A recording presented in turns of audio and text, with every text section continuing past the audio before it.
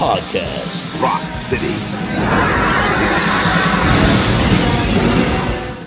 What's up, everybody? Joe here from Man, I said that all wrong. It's late, Joe, man. It's late, Joe from Podcast Rock City. And with me is Mr. Jody Have Not. Greetings. And Mr. Sonny Hollywood Pooney. What's up, Kiss Army? So I've had an interesting week, and I know y'all have all been following me on Facebook. We had 11 inches of snow in one damn day here in Atlanta, Georgia, where we rarely ever get even 2 inches. And so I'm on my cell phone. If it sounds all weird, I'm on my cell phone because I still don't have internet.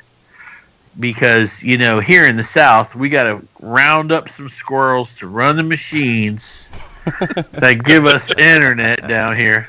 If y'all never been to the South, we still poop outside. We don't have indoor plumbing.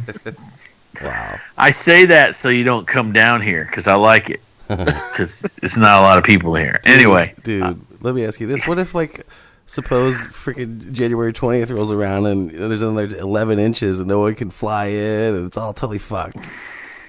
I got news for you, man. I'll walk my ass to Vinnie Vincent at the expo. Vinnie Vincent is going to be there. I bet they get him there a week early. Just to be safe.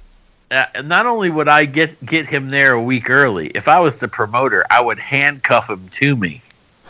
It's like Vinny sleeping in the same bed with the promoter guy. He's like, you ain't getting away, motherfucker. You gotta stay right here. Vinnie Vincent is like Daisy Dahmer goo. I'm kidding. Vinny's gonna be there, man. This is gonna be a lot of fun. I can't wait, man. We're about 30 days away? Yeah, a little bit longer than that. Yeah. About 40 days. 40 days away. It'll come here quick. Anyway, all right, enough about the South. So, not a whole lot of news again, you know, this week. Podcast Rock City News.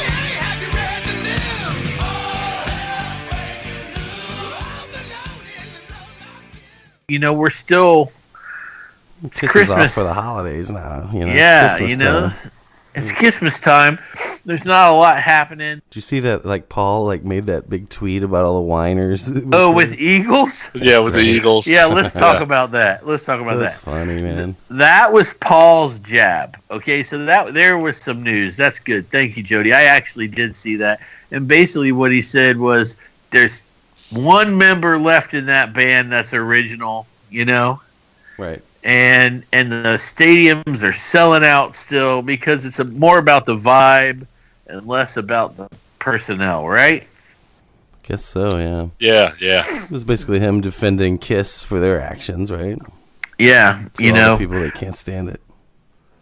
But at the same time, there's a little bit of a difference. I'm going to go ahead and say this. Okay. There's a little bit of a difference. Here's why. It's because nobody fell in love with Don Henley, the Catman, okay? Right. They didn't have, like, the strong characters. They were just, like, 5 dudes at the fucking bus stop, but wrote killer songs, right? Right. Not a big fan, but, you know. It's that, you know, it's like James Bond, you know? The right person has to play James Bond. They do change it, but you still have people who have their favorites, you know? You know, like Roger Moore is the greatest James Bond of all time. You can send your hate mail to Podcast Rock City 1. That's the number one, and please send it. At gmail.com. Because Pierce Brosnan is the best James Bond. Pierce Brosnan? Yeah. Oh, my God. Remington Steele? Yeah. This is going to turn into, like, the whole Hammett and Mustaine. Oh, my God. I don't know about all that. Anyway, all right. Well, once again, Sonny is wrong, but we'll move forward. Yeah, now, okay, I'm lost. Anyway, so, I mean, it's just, people have such a massive connection to these characters, man, you know, and especially to the original. And I'm still not saying that being a hater is good. I'm not saying that. But what I'm saying is it just feels different. I understand what Paul's saying. Right. Well, do you think that he's like trying to just like push the whole agenda that it's coming to a close in the next few years and there's going to be the 2.0 and so you need to just accept it? Or Do you think he's just defending Eric and Tommy? I think it's a little bit of both. Sometimes I wonder what's really going on in a lot of these people's heads when they get all angry. I think that it's okay. The hatred for Tommy Thayer and Eric Singer sometimes I think isn't nearly what people think it is. It's more of a anger at Gene and Paul. Yeah. At least I feel this way. It's like people, when I read these comments, it almost always comes down to greed. It's always greed. Gene and Paul are greed. They're greedy, and it's like they just want the money, and that's why they're doing this with, and I'm not sure that that's what it is. It could be happiness. Yeah, I mean, they don't need the money. It could be happiness. Hey, man, this is fun. We like doing it. We didn't like doing it with the other guys. They wanted to quit. They sold us their makeup. Right. We're going to keep doing it because it's fun. Now I'm going to get hate mail. That's sunnypooney@yahoo.com. Send that. But don't you think that it's more than just hatred for Gene and Paul? I think it's like the people that really hate it are like the hardcore Ace and I guess Peter people, but mostly it seems like the Ace people. Tommy catches more shit because he's not Ace Frehley.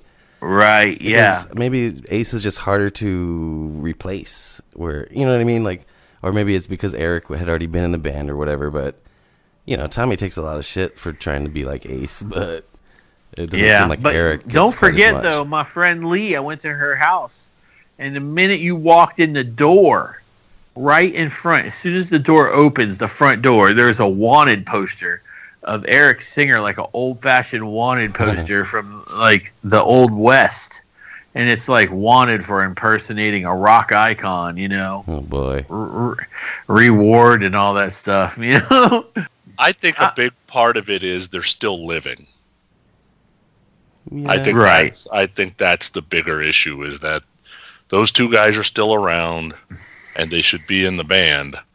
I'm not sure I would vote for that personally, but I think that's the bigger deal. I don't think anybody has a problem that somebody's doing Glenn Frey's parts. Glenn Frey is no longer living.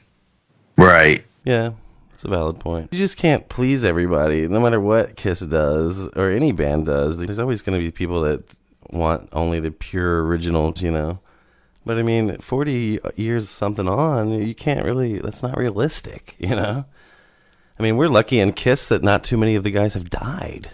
Yeah, I don't have a problem with Kiss 2.0 whenever it happens. I want my great-grandkids to have Kiss.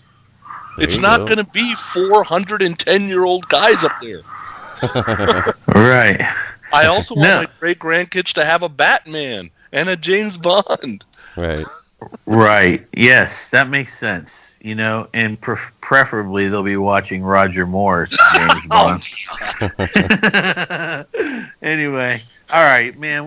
This has been we're going off the cliff with this one because it's just debated every freaking day somewhere.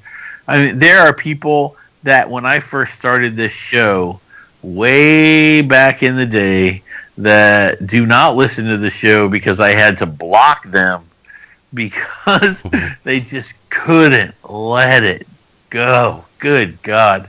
It was like, just shut up and have fun for once. Right. But they couldn't do it, so who you are. Exactly. Like, think of a band that you don't like. Do you waste your time on the internet going, these guys fucking suck? No, you just ignore it. You know what I mean? Oh, my God. Here's the best part, man. This guy was so angry. I'm just going to go ahead and say this because it's funny. This guy was so angry about Ace and Peter not being in the band, and there was imposters. But okay. I don't know how to say this any better. Please forgive me out there if you're fans of this band, but this guy was a diehard, even bigger than Kiss, Lizzie Borden. Lizzie Borden. Yes. and he's just constantly talking about Lizzie Borden and how awesome Lizzie Borden was. listen, to each their own. But it was just like so weird how it was just a constant attack on Kiss. Anyway, from the Lizzie Borden fanatic. I never met one until then, and he's the only one. No, I'm kidding. Dude, I saw Lizzie Borden in a club in like '89, I think. Was it awesome?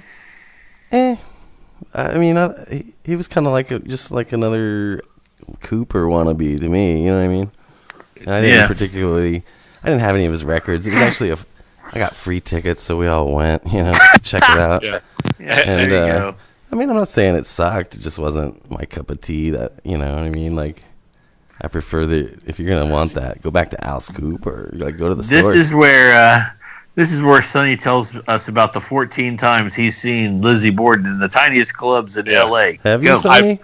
Never seen Lizzie Borden, and they've had 18 different members, by the way. Wow. 18 different members. 18. How do you know that? I thought for sure. Wiki. Okay. He's quick. Sonny sits there. Sonny knows he's like everything. You know what Sonny is? Let me tell you. He's the play-by-play. We are all play-by-play guys. But Sonny is that guy during a sports thing that sits in the truck and feeds information. This is Bob, Smith leads the major leagues in doubles in the month of January during full moons, that kind of shit. Sonny's like Jack Buck. It's awesome. That's what we love, Sonny. Oh yeah. Anyway, it's just like, Rolling Stones have had 742 greatest hits albums. It's like, holy shit, really? How many was it really, Sonny? I don't remember. It was a lot, though, right? It was a lot, though, yeah. More than Kiss. Oh, yeah. All right. Okay, listen. Let's go and have some fun with the topic of the week.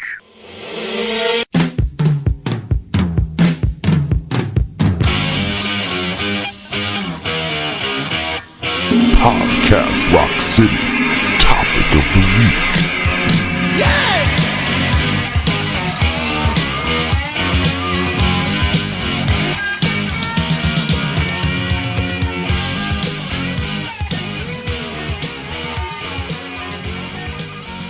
So we were hoping to have a specific kind of interview this week. It's fallen through so far because we have to wait on something. It has to be officially announced before he wants to do it, but whatever. We gotta wait till it's out. Right, and it's gonna happen. So there's the big dun dun dun. Nobody knows what we're talking about. Anyway, we'll have a great interview for you soon.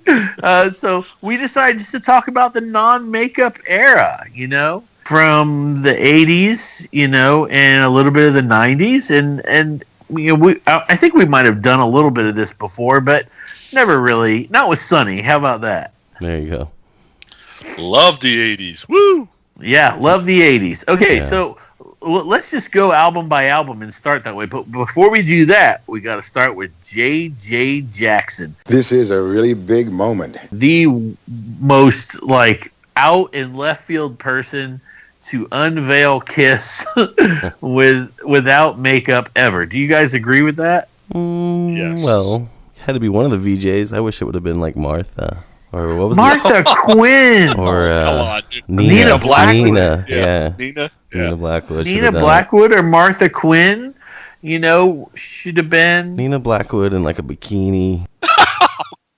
Now I'm in. Maybe JJ was a fan. I mean, who knows? Or maybe it was just that was his shift when it happened, That's a good point, too. Let me ask you guys this, because I didn't see it live. I was unaware. So what about you guys? Same for me. I did not know it happened until I saw the Lick It Up video. Same for me. I came in and analyzed, so it already happened. Right. Yeah. So you didn't happen to just catch it on MTV that night or something? No. Okay. Nope. Because I watched MTV, but I don't remember them ever saying that it was going to happen or anything like that. I was more like checking out Duran Duran and Nana. 99 Luft Balloons. Love that shit. Heck yeah. Dude, he's got me on lies, lies, lies, yeah. That's all I can think in the back of my head now. Heck yeah, man. I get it. I love all that early MTV stuff back when MTV was awesome. All of those songs are like ingrained in people our age, you know? Yeah. But I also remember the first time I saw the Lick It Up video and they showed them without makeup and me being like, what in the hell is going on? You know? I don't ever remember this big announcement that they were going to have Kiss without their makeup. None of my friends said anything about it. Maybe they just didn't care. That's possible. Okay, at one point, I had an office job and I used to read the paper every morning because I would love getting paid to do nothing. And I was reading this. It was like the 20-year anniversary of MTV, and it was what were the top 10 things to happen on MTV in the first 20 years. Number one was just MTV starting, right? Yeah. You know, it was the historic moment of the first video. Number two on the list was Kiss taking off their makeup. Really? Wow. Yes. What was this on? Now, this was in the newspaper, the top 10 things that happened on MTV, according to the VJs. So number two was Kiss taking off their makeup. I remember this because it was so shocking to me. It was above Michael Jackson's Thriller video. Wow. And like Madonna at the first awards in that dress and shit. Yeah. So damn. It was pretty interesting to me, you know, the number two thing. So obviously it was a big deal. So they're saying that the launch of MTV was the most important thing, and then the very next thing was unveiling Kiss without makeup when no one at the time gave a fuck. Yep. That's crazy. Yeah, it's really crazy. Okay, so Kiss comes out, they unveil themselves. Gene's, you know, very nervous. He hopes it feels natural. He's scared, you know. And then they put out "Lick It Up." So let's start there. Not that we didn't start 25 minutes ago, but let's start with "Lick It Up." You know, album cover.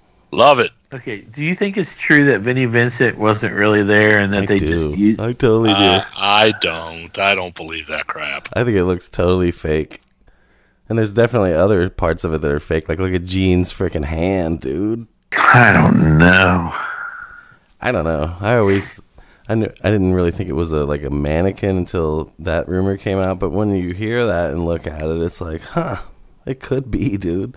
His head doesn't really look natural to me, like on that body. And the position, like, where's his other arm? You know what I'm saying? I don't know. But even so, I think it's still pretty cool. Just a shot of the band. Gene still has that necklace from like the Elder era. It's cool. Yeah, that was cool. That's true. I used to like sit and look at it and think, you know, so this is what they looked like this whole time. Just this is how they dress at home or whatever, you know. Yeah, when they were going out for cocktails. Yeah, go grab a bagel and dress like that.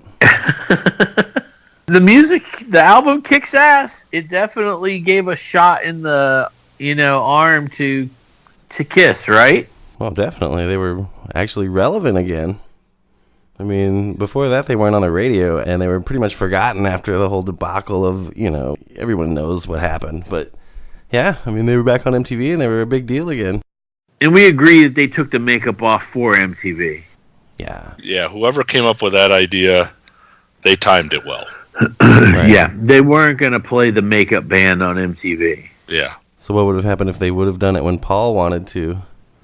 And, like, he wanted to do it even at Creatures. So what if Creatures was the first non-makeup? Do you think they would have played it? Or do you think that Lick It Up was kind of more commercial? Oh, they take the makeup off at Creatures.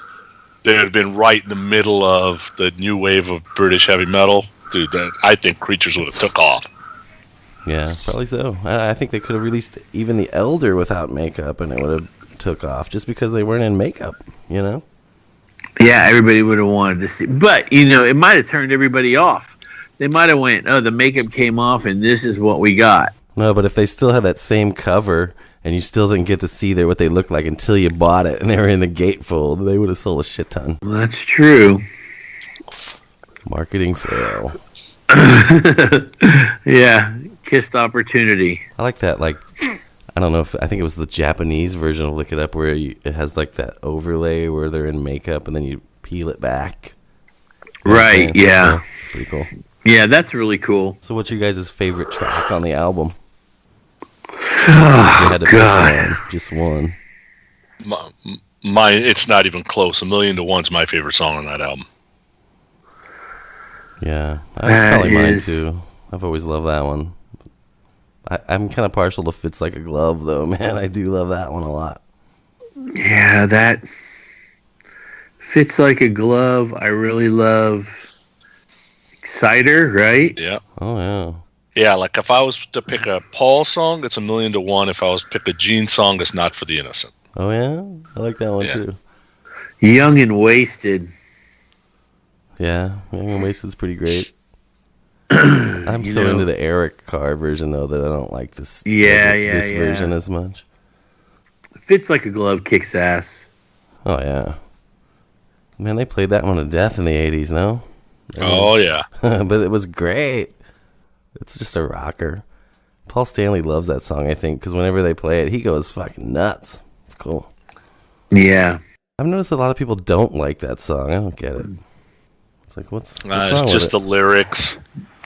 People don't like the lyrics. Yeah, but it's like, dude, you're listening to Kiss, man. What? We don't. Get we're over not it. held to some high lyrical standard. It's not Pink Floyd. Yeah. I don't know. I mean, whatever. I like it. 2 videos, right? Yeah, 2 vids, both kind of totally of their era. You know, like both of those videos are totally 1983. Right, yeah. So you got Lick It Up and All Hell's Breaking Loose. Which one do you like better? Ooh, that's a tough one. I mean, like video wise. Yeah, I like All Hell's Breaking Loose better as a song and the video. Yeah. I agree, and it's a lot. Lick It Up's cool, but All Hell's Breaking Loose feels more like a movie. Totally. Like when Kiss did that, it told a story. About these chicks that like sword fighting. Tarantino said that he took all of his inspiration for Kill Bill from this. From the video? I'm joking. Oh, that's funny. Nothing surprises me. What about Gene So, with that big leg of lamb or something? Yeah. Yeah. It's like an ostrich leg. Totally. He's cooking it, and when he puts it in the fire, you can actually hear the sound effect of the fire. It goes, Yeah. it's crackling. That's pretty funny. And then Eric and Vinny kicking the fire. Who Yeah. kicks it first? Vinny kicks it first. I don't know. I haven't watched it in a while. I think it was Vinny, but it might have been Paul. And then whoever comes up afterwards, like, yeah, I'm gonna kick it too. Yeah. This is like some badass Beyond Thunderdome gang and shit. It's cool. It's so true. Pretty groovy. Yep. So okay, so that album comes out and it's a huge hit. It does how many million? 2? I think it is multi-platinum. It says 1 on Wiki. 1? Yeah. It was still a massive success at the time. Yeah, compared to the album before it and the one before that. Right. Before that. I mean, they hadn't really had success since Dynasty, Right. So, hell yeah, it was a good time to be in Kiss. Yep. And Kiss is relevant. They're on the cover of magazines. They're being interviewed. They're on tour. The tour started in Atlanta here, and the American part, I believe, and they had Pat Travers opened here in Atlanta. Pat Travers. What kind of bill is that, That was who it was. It should have been like an early Rat or someone like that, Motley Crue, whoever. Yeah. I don't Nope. know. Pat Travers. Because Kiss was kind of going in this metal direction, you know? When you bring Pat Travers, I mean, he's good, sure, but it's not like a good fit for a bill, I don't think. There had to be a reason. I don't know. I don't really know that much about Pat Travers. Do you? I don't really. I know he's a good guitar player. Doesn't he do that Black Betty song? Who does that song? No, that was Ram Jam. I know that because every time I go to the damn record store, they're right in front of Ramones. I keep thinking that he was in that band for some reason. I don't know. Could have been, but I don't know. But yeah, I think he did that song. Boom Boom, Out Go the Lights. Out Go the Lights, right? I think was the one that his like big claim to fame, I believe, but I could be totally wrong. What do you know about it, Sonny? I'm looking at it right now. So Boom Boom came out in 79. Okay, so I was right. Ha! Yeah. Got him. Who was in the band that did Black Betty? What, Ram Jam? Yeah. Let's see. Stupid name for a band. Yeah, I don't think Pat Travers was in that band. I don't know why I thought he was. Somebody famous guitar player or something. That song was like completely obscure until that movie Blow came around. Yeah, so Ram Jam, Bill Bartlett, Howard Arthur, Blue Velt, Pete Charles, Mike Scavone, Jimmy Santoro. Damn. Jimmy Santoro, Mike Scavone. Santoro. Yeah, he must have been playing the trombone. Yeah. One guy died in 93, one guy died in 2002. This band died in 79, basically. Once they had Black Betty. Hey, man, but I can listen to that song. It's a good one. Yeah. Okay. So, all right. So that tour happens. They were quick though, weren't they? We're getting Animalize out. Not as quick as their heyday, but they were going for one album a year at least. Yeah. Man, nowadays that's unheard of for a band like Kiss. Yeah.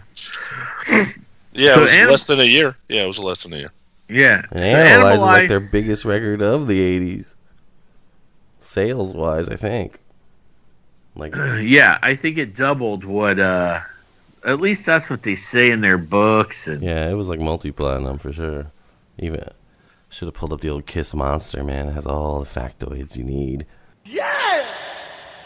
All right, so, that album comes out again. Now here, this is an album, another one where Kiss is not on the cover. They're on the back of the album. No Vinnie Vincent, right? Vinnie's gone. Vinnie's gone. So we get Mark St. John, and a number of other players. How many different people played on this record that we know of? At least Bruce. So Bruce Kulick, right? At least. And then Jean Beauvoir. Oh, yeah. Right. And then Alan Schwartzberg did overdubs, I guess. Alan's been around on several albums, so he's in and out. That's what she said. Yeah. The album's really good too. I have to say that I like Lick It Up more than Animalize, but I think it's rare that people are like that. I think that if Animalize had better production like Lick It Up has, like if Michael James produced it, I think people would like it more than Lick It Up. Because I think it has better songs but worse production. Yeah, I've got Lick It Up ahead of Animalize. Yeah. What does that sound? It's all Joe. It's gotta be, man. It's my stupid phone. I'm so sorry, guys. It's not that bad when you're speaking, but sometimes that just sounded like a tidal wave came in. When I took a deep breath? I guess that's what it was. It was like a plane was taking off, or maybe. Oh, God, this is annoying. Hey, man, you're in the winter wonderland. I listened to the Stryper version recently. I love that song. Yeah, me too. Of course. I literally went out in my backyard tonight and walked out the letters KISS huge in my backyard. If you're on my Facebook page, you'll see it. It's really funny. I was bored. I went back there to make a snowman and put Paul Stanley's makeup on him, and it all turned to ice. So, man, anyway. snow. Yep. Tip for you, though, Joe, since you don't usually get a lot of snow, don't eat any of the yellow snow, okay? No, that's what I hear. I learned that from Mr. Zappa. Right. Whose music I still don't understand. I'm not smart enough, I don't think. I don't know if it's being smart enough or high enough. Maybe both. Animalize. So we got a couple videos out of it, including an infamous one that we've never seen anything but pictures from, right? Right. So the first video was Heaven's on Fire. And that video has Mark St. John in it. Yeah. Yep. It's really the only playing video, even though it's, fake, where he's with the band, right? Right. Where he's got his hands spread out to play these big, massive chords that nobody knows what they are. It still looks like a Mickey Mouse glove. Yeah, it does. I'm looking at it and going, what is he playing here? It doesn't make any sense. But, the video is just girls and Kiss. Eric's underneath a table. Gene has that mask, whatever it is. I'm not really sure. Paul's coming out of the bathroom. He's a pretty rough guy. He's a rough guy. He likes his roughage. And then at the beginning of the video is the very famous woo woo woo part. Don't try that at home, kids. Don't try that at home. And with the hands on fire, which I did at home. I could have blown up my whole freaking house. You all know that story, so we're not going to go there. But I wonder how many people, if I took a poll, were stupid enough to put alcohol in their hands and light it on fire, and just to go woo, woo, woo. A bunch of us. What the hell is wrong with us? I told you my breathing fire escapade that burned down Yes. a freaking barn. God, it was a mistake. That's a huge mistake. Mm-hmm. Yep. You should not use gasoline when you're trying to breathe fire. That's all. Oh I'm my saying. God. I mean, the fireball was huge, but yeah. Just Leave it damn. at that. Ugh. Yep. So it turns out it wasn't the chipmunk that started the fire by knocking over the lantern.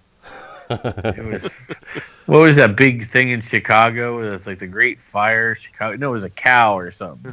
I don't fucking know. remember. Anyway, okay. So, all right. So we're back to Animalize. What's the best song on the album? Man, it's tough for me. I got two that I love. Go ahead, Sonny. I've had enough. See? That's one of my choices. I really like Get All You Can Take, man. You guys like that one? Yeah, I it's a like great that song too. I would have to say that it's a tie between I've Had Enough and Under the Gun for me. Yeah.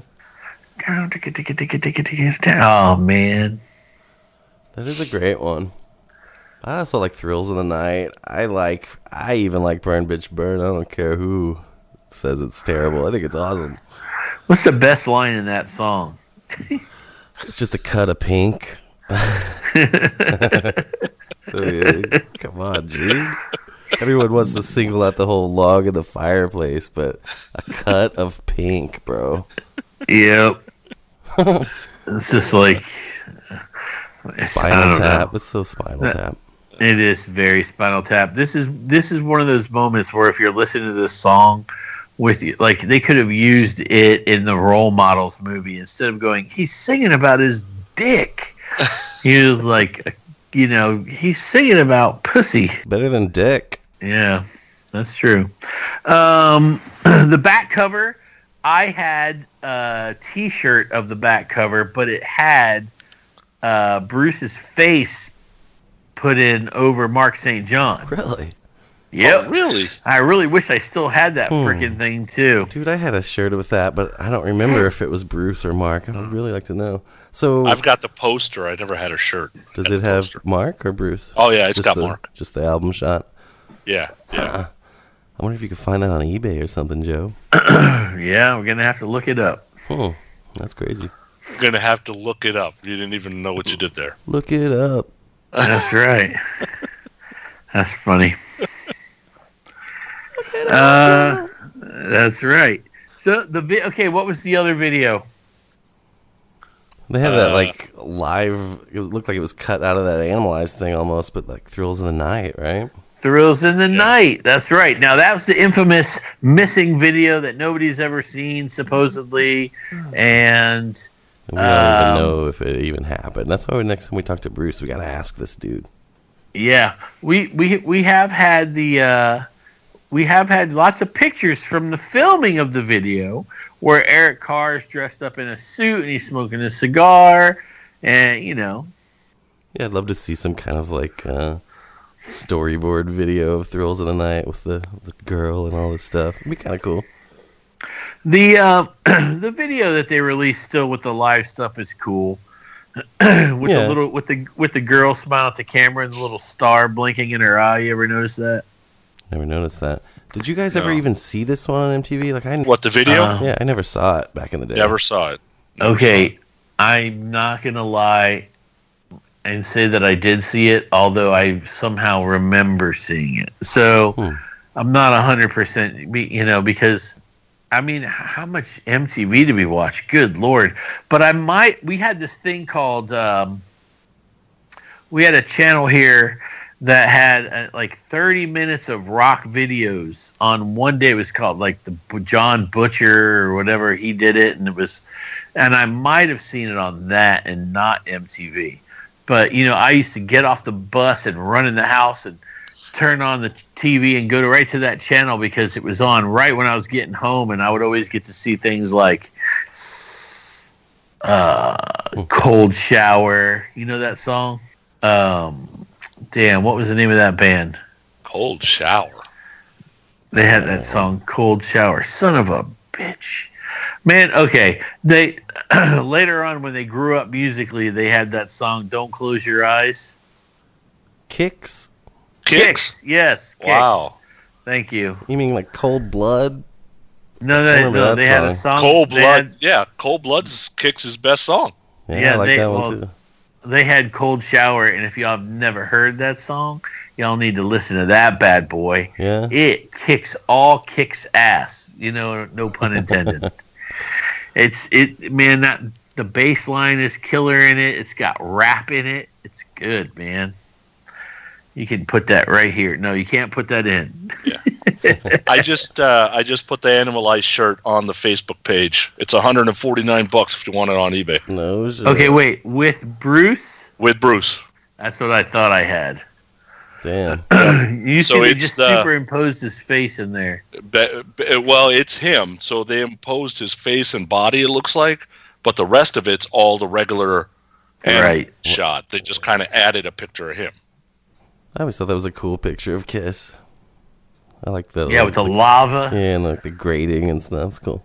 I can remember being like a kid, like at one of these like school little fairs, like. Oh man, I got the glass. Yeah, the glass mirror. They'd always have that Animalized thing. Yeah, I remember seeing that all the time when I was a kid.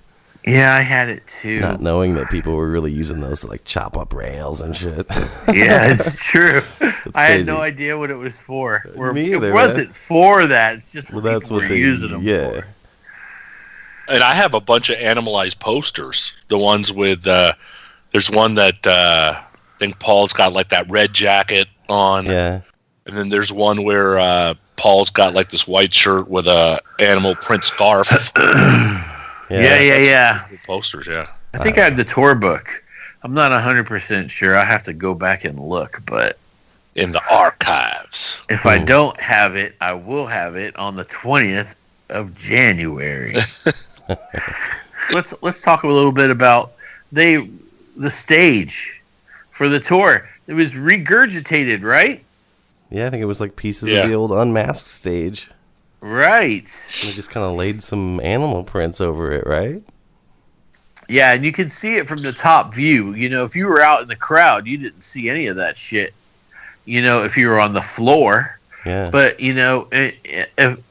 But when they showed the, from the live uncensored video, you can see all that stuff because the camera view sometimes is from above. Right. Why would they even bother? You know what I mean? Is it just, I don't know. It doesn't make any sense. If nobody from the crowd could see it unless they were way up in the rafters. Well, think about all the people that aren't on the floor. They could probably all see it, right? If you're in I guess that's the mezzanine or whatever it's called. Yeah. I guess that's going to be, the people that see it. I liked that big Kiss logo that wasn't quite, it was huge, but it wasn't as huge as the next one, and it was pretty much just the regular colored lights, like old school logo. Right. Yeah, it was awesome. That. Yeah, it looks good. And they come up from the back just like the Dynasty, and... Yeah. And they had that thing that came down at the end of Black Diamond. So sweet. And I looked, and I think it's stairs, dude. Oh, really? Yeah, I was, curious. Because think about how steep it was, too. There's no way they could make it up it. But anyhow, I guess that's true. It was a cool stage. A great video that got released from that tour. I mean, this is a great era for Kiss, as far as I'm concerned. And, once Bruce is in the band... That's my Kiss, pretty much. That's your Kiss, yeah. I mean, the active Kiss from when I was coming up anyway, Of course, I love the original band the most, but this was my Kiss that was active, If you go back and you watch that video, what I was talking about earlier, Thrills in the Night, there's a part where they're showing these, girls in the front, and it's all live. They're all there, and one girl, if you look at her eye, it's like she blinks or winks or something, and, this flash of light. I can't explain it, but it looks like a little special effect put on her eyeball. It's really weird, but cool. All right, so that album comes out. All of a sudden, Kisses once again. I remember they were the centerfold in Hit Parader, and Paul was really the centerfold in Hit Parader. Paul was in. There were more pictures of Paul than I'd ever seen. In the centerfolds, it was always him with his, reflective, guitar and, right. And that one. And then there was there was also what was it? Like the leopard print, BC Rich, right? Yeah. Features, yeah. But yeah, man, he was everywhere. Kiss was everywhere again. It's weird, though, because at the same time, Gene's, checking out. You would think, though, that, they're finally back on, back at a decent level of fame. That why would Gene choose this time to try to go Hollywood? You know what I'm saying? Yeah. Was he that uncomfortable without the makeup? You know what I'm saying? I think that could be the only reason. He just didn't feel like himself anymore because he didn't have that character to lean on, Maybe that's why he started acting, so he could fill that void. Yeah, because all of his roles are he's playing kind of more or less a demon character, you know what I mean? Like an evil guy. Yeah. And it's interesting because you guys are right, Paul was everywhere, because I thought Paul was the leader of the band, right? So I come in right here, and I'm like, oh, Paul's a lead guy. These other guys just kind of work for him, I guess. Totally. I mean, that's the way it was, though, for real. Yeah. Gene was checked out, and everyone else was just a hired guy. So, yeah, you called it. You could see it clearly because you weren't already bought in. Right. And think about this, too. Paul got a lot of airplay on the Heavens on Fire video, right? So I saw Gene as the movie star guy that was in Kiss. Right. Huh. Because how would I know? Right. That's wild. So, being as you came into the band when you did, how did you discover what did you think when you first discovered that they used to be this other band in makeup in the 70s, you know what I mean? Yeah, so when I bought the Animalize record, I remember I bought a Dynasty the same day. Yeah. So I'm like, okay, these people are the same, and I hadn't really, I liked Animalize and I liked Dynasty, but I was really getting heavy into Whitesnake and Rat and some of these other bands, Bon Jovi and that kind of thing. So Kiss was kind of a slow burn for me until I saw them live a couple of times. Right. I would say, my first album was Animalize. My favorite album is Asylum, but I became a Kiss fan in Crazy Nights. That's kind of how it kind of happened for me. Yeah. Yeah. I graduated high school in 86. Crazy Nights came out in 87. By the time 88 rolled around, I had everything There you go. that they had put out. That's what's up. Hi, this is Bruce Kulick, and you're listening to podcast Rock City. They're the best. So should we move into Asylum? Yeah, let's go on to Asylum. Asylum comes out. I remember I saw them on New Year's Eve in Atlanta. It was 85, I think, to 86. It was rolling in. Wow. So you got to see that huge ass awesome logo. Yeah, that and Black and Blue. Yeah. Much cooler than Pat Travers.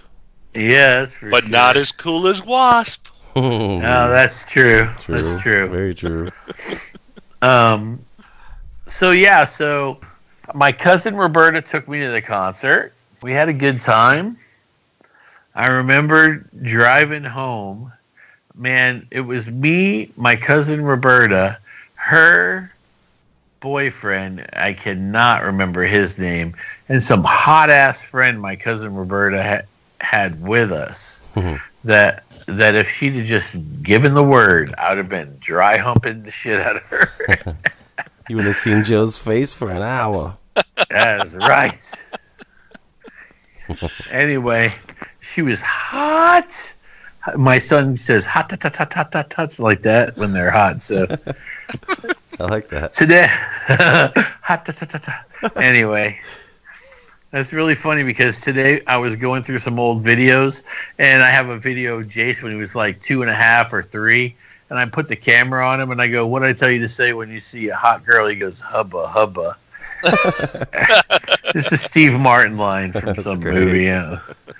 Anyway, okay. So Asylum comes out. Man, it's a good record. It's Bruce's first, right? Yeah. Yep. First official. First official record, and he smokes on it. Oh, absolutely. Oh, hell yeah. Yeah, and you knew he had to. He had to, right? Because here he's the new guy, even though he had just finished a tour with them. Yeah. And I think that, I mean, we all probably feel the same way, but he's just such a better fit than Mark St. John, obviously. Stylistically. And Yeah, I would stylistically. I would even go as far as to say I like what he does better than what Vinny does, too. Just because, obviously Vinny's a great songwriter, but I'm not a fan of the noodles, Right. I like Bruce's playing more than I like Vinny's playing. Yeah, it's more rooted in like the blues. It has more feel. Right. It's not just trying to show off. But anyhow, yeah, Bruce comes in, knocks it out of the park, and what about the weird cover, man? That kind of turned a lot of fans off, I think, at the time. Yeah, the cover was weird. The tape was even weirder because they cut it even further. Like, Eric's almost not even existent on the cassette version. Huh. It's the 80s. What are you gonna do? It's like those super pastel 80s. It's like, these pastel colors were everywhere. it was like Synchronicity meets that Motels record, right? Yeah. I don't know. Looking back, it's not as weird as it seemed to me at the time, but I do remember seeing it like at Christmas time that year, going to the mall, and Asylum was fucking all over the walls, Oh yeah. And The thing is, though, is that I don't ever remember feeling that it was weird at all. I just remember thinking that Gene, his hair made him look like Andre the Giant, so it was really weird. And do you know what I'm talking about when I say it? He didn't have any bangs. He was all forehead. All forehead. Yeah, dude. It's a bad look. And I do remember thinking, I'm not sure what the deal with the volcano in the video is. And so Tears Are Falling, right? Oh, yeah. Such a great one. Great video. That's where we get our first looks at a Gene in outfits he should never be in. Absolutely. And, even the rest of them are pretty rough, but for Gene, it's even worse, because he's supposed to be evil, Yeah, and those bright Not colors. pretty. And he has that, it seems like in all of the freaking non-makeup videos, there's always a shot of Gene like glaring in the camera, trying to look all freaking sexy. It's so it always like disturbs me in a weird way. It's like, oh, creepy. If that's his look when he's like that he gives a woman, I don't know how he's fucked that many women. No, you know how he's a rock star, man. That's how it works. Yeah. But still, it's just like, dude, every video, that shot, it's like horrifying. But it's such a great song, man. Such a strong album. And the next video, I think anyone listening knows what we think about this one. Especially Joe. Oh my God. I can see it right now with my eyes closed. Okay. Who Wants to Be Lonely is the greatest Kiss video of all time, especially 3 seconds of it. Good God, that woman is still so fine. I wish somebody could please tell me who she is. I have already gotten a promise from Karen that for my birthday next year, she's going to wear that outfit and do the little hip pumping thing. Oh, so yeah. Hello. And you're going to fall into some water. I made that up. She's not going to do. She'd look at me and be like, no. Although on the Kiss cruise, when Bruce was playing it with his brother, Karen did do the little hip thing, and it was funny. Nice. She's perfect. Anyway. Yeah. So that video, the weird thing is that I can't think of the name of the video that they released, the full length video. Exposed, right, yeah. They said the one that was banned from MTV. Was it really? Because I don't think so. I saw it on MTV. I saw it on MTV. Was All Night maybe banned? I don't know, but they definitely in Expose mentioned how it'd been banned on MTV, and it's like, for what? What's so... Yeah. Was it the hip thing? Like what? No, I think it's the one chick who's wearing like belts, and she falls into the water, sideways, and her legs are all spread. You can't see anything, but who knows?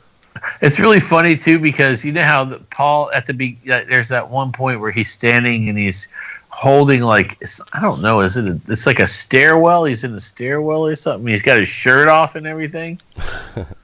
And every time if I'm standing in a doorway and I put my hands on the top of the door, I always feel weird. Like, oh, I can't pull that off. If I take my shirt off, I'll be like dripping, dancing down the hall and shit. Oh my God. Paul with his little tasseled gloves. Paul pulled off the look though. Yeah, more than Gene, absolutely. More than Gene. I still think in that particular era, Paul's makeup was way too heavy. He really does look like he's in drag, Well, I don't know. What was the deal with the suspenders? The Paul Stanley suspenders and the... Paul's worst looks came in the next era, I think, in Crazy Nights. Some ridiculous shit, man. That Steinberger, everything's body glove, and weird, yoga pants and shit. I don't know. I don't know. Best song on the album. I'm Alive. Yeah. God, that is a good album. That is a good song. I love Who Wants to Be Lonely, and King of the Mountain's pretty badass too. Yeah. Hell yeah. It's tough to only pick one, man. We almost need to pick a Paul one and pick a Gene one off for every record, really. But I would probably go King of the Mountain, or if I was going to say a Gene one, probably Trial by Fire, or maybe Secretly Cruel. I dig that one too. But yeah, Asylum's really a great album, and I think it's people are finally starting to give it its due just a bit. Because I can remember even 3-4 years ago, everyone was like, Asylum's lame. But I think nowadays people are a little bit more open-minded. They can kind of put the look aside and just listen to it. It's pretty heavy, Yeah, I agree. Let's see. Crazy Nights. Crazy Nights. Yep. I love Crazy Nights. I remember I remember I got the record. I put it on. I was very excited about having it. I really enjoyed the record, especially because I saw the first video, Crazy Nights. Yeah. I saw that video first. I remember coming home. I went to a Braves game. Came home with my uncle and my cousin Roberta. Yet again, she's involved. I went into the living room, turned on the TV, MTV, and the Crazy Nights video was on. I don't think it was debuting, but I remember it was on, right. and I was like, "Holy shit, a new record!" You know. So I got that, and I loved it. I loved Crazy Nights. I mean, I don't know. I loved the look of the video, and it just seemed like they were back in quote unquote regular clothes. yeah, a lot better than Asylum. Because it was like mostly black. Like Gene was in black leather coat, black pants. He had that awesome bass with his face. Oh man, when the first time I saw that, I was like, "Holy shit!" He's giving a nod. Exactly. Like this album has a few nods to the past, and it was the first time that Kiss had really done that. I mean, think about it. We love it loud, and we want to shout it out loud, and we're gonna shoot you down with our love gun. There's quite a few references in this record.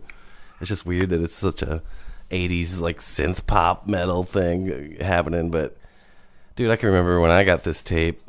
Like I remember that day at school, like Clinton and I from the old Strange Ways podcast were like, we went to the same school, so all day long we're like, man, that Kiss album came out today, and we're trying to figure out ways to get it. You know what I mean?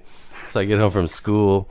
And I went into my room to kind of put away my freaking book bag and shit. And right on my bed, my mom had already gotten me the tape. And she was always cool like that, Yeah. So I put it in, crank it up. And that first note where Paul's like, wow. It like literally made me jump. Dude, it scared the shit out of me. I'll never forget that. But I loved Crazy Nights at the time. Even with the keyboards, I didn't like have some hatred for it. I loved it, and right. I felt like it was like a more triumphant Kiss record. Like I said, they were celebrating their past, and it was just kind of really hooky. I love it. Yeah, it has a lot of hooks. Yeah, it's real poppy, and I like hooks. That's what you want. So I loved it. Sonny, what was your first feelings about Crazy Nights? Loved it because it was after Bon Jovi was already out there, and they had those same hooks. And I mean, even today, I know you can send your hate mail to me, but even today, I think this album's better than Lick It Up and Animalize. Wow. In a lot of ways, though, it's like it's closer to the old school Kiss, because the old school Kiss is all about the big choruses and hooks, and then some of the stuff like on Lick It Up and Animalize, like I'm Alive or something, not that I don't dig it, but it's not like a big chorus, you know what I mean? And not a big sing-along anthem, whereas like a lot of these Crazy Nights songs are. So it's more old school Kiss. So yeah. Yeah. The only weird song to me on this album is Crazy Crazy Nights. I actually like all the other songs. I don't mind Crazy Crazy Nights. It's just like, oh, I wish that song was just a little more, I don't know, just a little better. Yeah. Chris Jericho, when he was on with KST, that was the beginning. The beginning of that song was his big complaint. Was this? Here's a little song for everybody out there, which he connected it with. Here's a little ditty about Jack and Diane. He said it really kind of bothered him. Yeah. Didn't Paul say like in his book that the original, someone had said somewhere, it might not have been Paul, but like the original demo of this, it might have been Adam Mitchell somewhere, maybe Decibel Geek even, I don't know. But I heard somebody say sometime that there's a demo that exists of Crazy Nights where it's like got a lot more energy and life in it, and I would love to hear that. Have you guys ever heard that? I haven't. Never heard that. Like, I don't know. I think it was Adam Mitchell on one of these podcasts that said that version buries the one that actually came out. So maybe we'll get to hear that someday. Yeah, and we got videos. Yeah. So Crazy Nights, right? Well, we got a video that they're all the same. They're interchangeable. No, that's To me. true. I really feel that way. Like if you have them on mute, you can't tell what song it is. Unless it's Paul like cheerleading and walking on the crowd, then you know it's Crazy Nights. But otherwise, how are you gonna tell? Well, what was the? I mean, there's a bit of a storyline, but I'm just being facetious. But you know what I'm saying? They're very. You could tell they were pretty much shot all at once. It seems. Yeah, no, yeah. They just built a stage and said, "All right, let's sing Reason to Live. Change your outfit, Paul." Change that You know. reflector and put a red one instead of that yellow Ah, the reflectors. one. The Michelin Man boots. Those were the best. Those things are weird I looking. mean, what were they? It's like British Knights or something? Yeah, but Or- he had like these like leg warmer things attached to his shoes that Right. were like Yeah. puffy and white and weird. They were weird. You know, for me though, I love Crazy Nights too because this was the first time this tour was the first time I saw Kiss. You know what I'm saying? And unfortunately, it was Ted Nugent. Oh my god! But but Kiss was. I mean, it was fucking awesome. My first Kiss show. You know what I'm saying? And they're playing Bang Bang You and all this crazy shit. But it was really cool. And I got the tour book. And the tour book for me, I think I was in like 6th grade. And you open it up, and there's all kinds of basically nipples Half-naked and chicks. Yeah. it's pretty sweet. You know what I'm saying? Like I took it to Yeah. school the next day because Clinton's mom didn't let him go, so I brought my tour book the next day to school, and I'm wearing my little Crazy Nights shirt, the white one that looked like the album cover, and I was showing it to him, and the teacher was just kind of walking around. I was like, "What is this?" And we're like, "Nothing at all." And anyway, this teacher took a look at it and sent me to the damn principal's office over the nipples in the Crazy Nights tour book. And it calls my mom. That's awesome. You know, do you realize that he has this at school? And she didn't even take a look at it. You know what I mean? It was just a tour book. And so I didn't really get in trouble, but I did get to go down and visit the principal. Let me ask you this: do you still have the tour book? Yeah, it's in the basement somewhere. That is awesome. Yeah, kept that one. It's, you know, kind of sentimental. My first thing. Yeah. Pages aren't That's even cool. stuck together. All right. I didn't get Ted Nugent. Well, I got Anthrax. Anthrax was the opener by the time they got out here. Man. So you got lucky then, because nothing's Yeah. worse than freaking Ted Nugent. Ugh, Tad Nugent. can't stand that guy.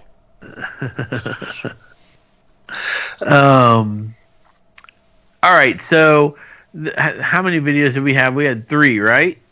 Yeah, you had Crazy Nights, Turn On the Night, and Reason to Live, right? Yeah. Yep. Right. And Turn on the Night was strange, right? The cool thing about Turn On the Night, though, was like there was someone in the crowd with Ace makeup on, and they actually left it in, which was another nod to the past. If you remember. And the person in the Ace makeup is doing the actual Tears Are Falling, like freaking windshield wipers. Oh, really? Yeah, I check it never out. noticed that, but I'm gonna have to watch that now. And for some reason, Are that you chick takes an axe to the board. I'm not sure why. Yeah, why what the she's hell? doing that. I'm not sure. And all the electricity starts zapping everything. It's weird. How silly. How silly. Best song on the record. That's tough. For me, it's Turn On the Night. Yeah. I'll fight hell to hold you. I love. Love that song, too. Yeah, I like that one a lot too. I would probably go with that one as well. Is Betrayed on here, or is that on freaking Hot No, and Shade? that's on Hot in the Shade. I always get that confused because I like that one, but I like Good Girl Gone Bad for a Gene track. It's a great one. Yeah, that is a good song. Yeah, I like it. This is one of the ones that I would love if they would actually do the whole resurrected thing and maybe just remix it. Could be really cool. I mean, the Kulick Brothers set showed you that. You know what I mean? You just hear the guitar tracks, like on something like Turn On the Night, without that keyboard. It's pretty badass. Yeah, they have. They could do it. It's just whether or not they will. We'll just have to We'll see. wait. Yeah. Hot in the Shade.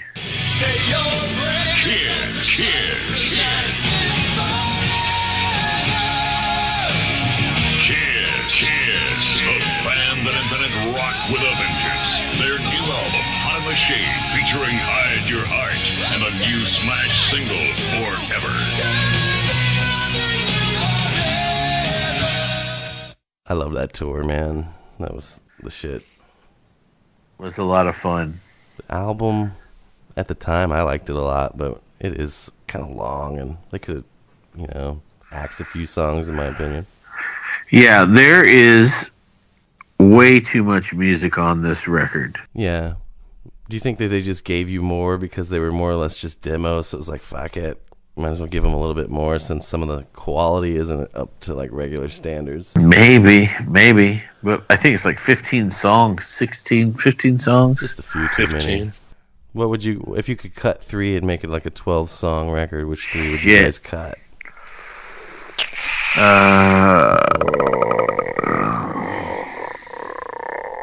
Is Boomerang on here, or is that Crazy Nights? Boomerang.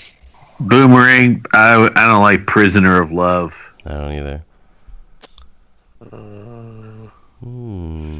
I would cut Boomerang, and God, I would cut Love's a Slap in the Face. Is Cadillac Dreams on here, right? I like Cadillac Dreams. Yeah. I'm not a big fan of that one. Whoa. And Pontia's on a lot of these songs, man. What's that, Joe? We're in the hurricane. I'm sorry. It's all right. I said Pontia's on a bunch of those songs. Yeah.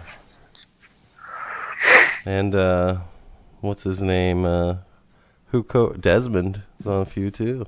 Yeah, Desmond's on a few. Man, that freaking Decibel Geek interview with him was so fucking cool. Yeah, if you guys have never had the opportunity to hear that, go on iTunes, find the Decibel Geek podcast, listen to any of their shows are good, but when they had Desmond Child, that was a great Desmond episode. Child, yeah, it was really good. Even the stories that aren't about Kiss are really cool. Yeah, Bon Jovi and shit. And like how he's the opposite guy, so it's I love you to hate, you love me to hate you, and he's just written I hate myself for loving you. Yeah. It's cool, super cool. And then the whole like dude looks like a lady, like that story is pretty interesting.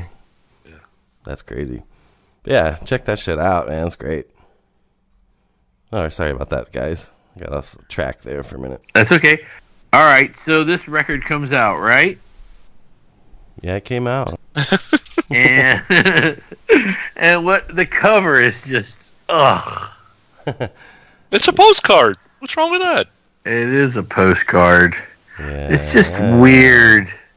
Do you think that they had the cover before they had Leon, or do you think that they had this idea for Leon, so they're like, man, we might as well put something like that on the cover? I don't know. I don't know. That's a tough one. Which came first, the Leon or the cover? I'm not sure. Because I mean, I could see it if they using that as a cover if they had the stage design and which turned out to be pretty freaking cool. But otherwise, I don't know. How would you come up with this idea? Oh, I want to put a freaking Sphinx with sunglasses. That'll be cool. It's like, no, it's really not that cool. I mean, it's cooler than, I think it's probably cooler than the Animalized cover, though. Yeah, no, yeah, it has a little more personality. Yeah. It's just kind of, I don't know what the term is, but you know how, like, in the 80s, like, if you put the frickin' Risky Business shades on, suddenly you're cool? That kind of, I don't know exactly how to articulate what I'm thinking, but you know what I'm saying? Something... Yeah. Just because you put sunglasses on it doesn't make it rock and roll, all right? If you go online and find those hot in the shade sunglasses, yeah, I think they sold them on the tour. They're worth a lot of money, man. It's really weird. I've never seen those for sunglasses. Let's talk the tour. I mean, what a great freaking tour, man! I want to say it was Danger, and Slaughter. Yeah, that's cool. Oh, wow. I got Winger and Slaughter. Winger and Slaughter, that's a good one. See, I got Faster Pussycat and Slaughter. And I heard Trickster. Did they open as well? Yeah, they did a few shows, I think. Hey, baby, tell me what's your name. They're like riding dirt bikes and shit. Yeah, I love that song. It's great. But I saw this tour twice, and the second time it was Winger and then Vixen and then Kiss, which is a kind of weird bill. Yeah, especially since Vinnie Vincent was on the drums in right. Vixen. Somehow he was getting along with the band on this tour. That's pretty interesting. You know, that Roxy chick did this drum solo at that show, and it was really badass. Like, she was doing crazy double bass shit and all kinds of triplets. It was really cool. I had to respect her after that. I'm just not surprised that they were if they're good musicians. You know what I'm saying? Back in the 80s, and this is the early. Well, this was what? This is late 80s. 89. Late 80s. You had to be good at your music, and you had to be good at your instrument, in order to fall into that, You had to be, like, technically proficient. I don't know if you can say a lot of that music was that good, though. But, right. Yeah. No, but you had to. Most of these people knew how to play their instruments. Yeah, that was the thing. You had to be. Eddie Van Halen changed everything. Yeah. Yeah. So I remember I went to this show with my girlfriend at the time. Her name was Sarah. Wow. Anyway, we were about 6. You're welcome for that. Wow. I'm not even going to charge you. We were about 16 rows from the stage, and my friend Michaela was in the front row. I've told this story 100 times. It pisses me off. She didn't even like Kiss. I even saw her take a pick off Paul Stanley's tongue, which, by the way, I would not have done. Nor would he have let me. Okay. I'll snatch it right off that dude. Hey, look at Paul Stanley. He's going to stick his tongue and be like, I'm going to let Joe take a pick off my tongue. With his tongue, like a little smooch live. Disturbing. That's disturbing. Anyway, the show was good, the Ted Poley, from Danger, he walked out in the crowd, didn't he? I was pretty sure he was like wandering. I don't know. I don't know. At our place, it wasn't packed when they were on. And he walked right into the crowd and started singing, walking up and down the aisles. It was pretty crazy. I always hear the who was it? Did the Ted Poley? Was that Eric Singer? I don't remember. It's Eric Singer talking about Ted Poley, and that was what he did. He sang it like unholy. Ted Poley. Anyway, sorry. I think this was the show, because it was at the Concord Pavilion, so I think this was the show. Gene gets up on the mic and says, and we were in Concord, "How you doing, San Francisco?" And everybody booed him. Damn. I think this was the show. That's pretty funny. Yeah. And he had done that back-to-back tours at that same venue. Jeez. That's why Paul does the talking. Dude, Gene busted that out in St. Louis like a couple years ago. He was like, "What's up, Kansas City?" Paul gave him this look like, "Are you fucking serious?" And the crowd was just like, "What the hell?" I thought it was kind of funny to be there for one of those moments. For me, it was kind of cool. I did not ever get one of those moments at a Kiss concert. I got one at a WrestleMania, but I did not get one at a Kiss show. What happened at WrestleMania? Hulk Hogan took a shit on the stage? Yes. It was Hulk Hogan. Hulk Hogan really? Comes out into the crowd. We were in the Superdome in New Orleans, and Hulk Hogan goes, like, immediately, "I'm so glad to be here, brother, in the Pontiac Silverdome," which is in Michigan. Right. And then he did it again, right? And then Stone Cold Steve Austin came out to the ring and then called the place the Silverdome. And then The Rock came out and did the same thing just to kind of jab at Hulk Hogan. And he was like, "All right, that's enough. You got me. It's time to move on." Damn. Anyway. So what a great tour, man. They were like finally, they started with "I Stole Your Love." My head almost exploded, bro. That's probably my favorite unmasked show to watch on the Kissologies. Yeah, it's a good one, man. It was cool because, Kiss had kind of dropped the whole, like, we want to be Van Halen, and they were more like, we want to play Les Pauls and be like Cinderella and Guns N' Roses, which is cooler, I think.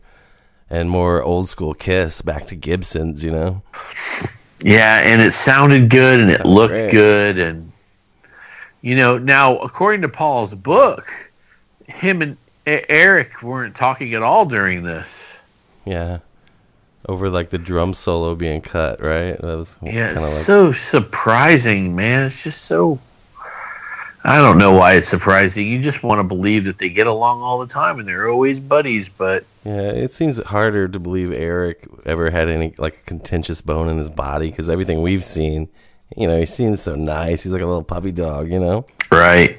So, you know, reality is reality, I guess. Yeah, but I think the difference between the two Erics, right? So, Carr versus Singer. Carr hadn't done a lot, so he was probably looking at, look, I can do more. I can do this. I can do that. I think Singer does a better job of, dude, I've done other stuff. If you want me to just play, I can play. Yeah. If you want me to play this, I can play this. If you want me to back up sing, I can back up sing. Whatever. Right. Right. But yeah, I mean, all in all, pretty cool tour. Decent record. Got some songs that I still love. I mean, shit, man. Hide Your Heart's on there. Forever's on there. I like Rise to It. We got to talk about that video, okay? Yeah. I remember long before I saw the video, I saw the Rip magazine, like the photo shoot, you know? Yeah, that's what I saw with the Paul Stanley star on the wrong eye. Because they flipped the image. I hate when they do that. I got to throw I can't hang it up on my wall. Right. I've got posters like that got it flipped. It drives me nuts. Oh, man, that's the sole reason why I don't have the Kiss trash can. Right. I would have now one side of it is dead on and the other side is flipped, and I would never get to look at the other side. So I'm like, why spend the $400? You should just put it next to a mirror. Oh, Jody has solved the problem. Somebody's selling a trash can on eBay tonight. Yep. I wish I had $400. Right. Anyway, Somebody put a picture on Facebook. It was a hand-drawn picture of all four guys with Ace and Peter. It looked great. The only problem was Ace had a lefty guitar. And like, really? and I'm like, this picture looks so awesome. I can't even look at it. Yeah, it's... Oh, yeah, I can't. Whew. Well, I can tell you that I have the very famous charcoal drawing of Kiss, and I got it autographed by Bill Aucoin, and it wasn't until maybe a year ago where somebody goes, they posted the same picture, you know, on Facebook, and then I said, oh, I have that too, and they said, yeah. And if you look, Paul doesn't have the tattoo on his arm. Oh, wow. What do you mean the charcoal, the famous charcoal drawing? Yeah, there's a charcoal drawing. Somebody did it in charcoals, and then they reprinted it. Oh, okay. So it's really a beautiful drawing. It looks just like it was like a picture, man. It's just dead on when you look at it, except for the tattoo on Paul's arm is missing. And you know, I if I'd have known I was going to meet Paul Stanley, I would have brought that poster and said, "Dude, draw the tattoo on there." Well, what era is the costumes in? Is it before you got his tat? It looks like looks like the air. This is a newer poster, but still maybe 20 years old, and it's from. It looks like it's from the reunion era. Okay, so yeah, just a glaring omission. So what's next, man? We got what's the best song on the record? We forgot to say. I'm sorry. We fucked up and forgot about the video. What the hell were they doing in those costumes? That's all I want to say. Oh, yeah. They were having terrible quality control. Yes. Like, what are they thinking? I don't even know. All right. Anybody who's seen the video, they know what we're talking about. I really like Rise to It. I really like Hide Your Heart. Forever is great. Yeah. Love Me to Hate You is great. Wow. King of Hearts is great. King of Hearts is mine. It never gets enough love. Street Giveth is pretty great. I don't know. I think Hot Shade's a pretty good record. It's just needs to be trimmed down just a bit and maybe finished. Like actually recorded in a freaking studio with real drums. I don't know. It's got some good songs still. Yeah. All right. So I've said this on the show before, but I'm going to make sure that I say so again. I read in a magazine that they had sent people around during the Hot in the Shade tour to ask kids in the crowd, what is it that you want to see with Kiss? And the biggest answer was more Gene, Right. Gene songs. So Revenge comes out. Now we make sure we have to mention Eric Carr passes away before this. Eric, man. Yeah. So we lost Eric. It was tragic. So they put out this in between, though. They put out a video, right? They put a video out for God Gave Rock and Roll to You. God Gave Rock and Roll to You. It's a cool video. And Eric Carr is wearing a wig in that, and it still looks just like his hair. Yeah. Gene looks super cool with bangs and like that bloody Warlock bass. It's kind of cool. Yeah, and they're showing all clips, the old footage of them in makeup, which was really cool. Yeah, super cool. So this album comes out.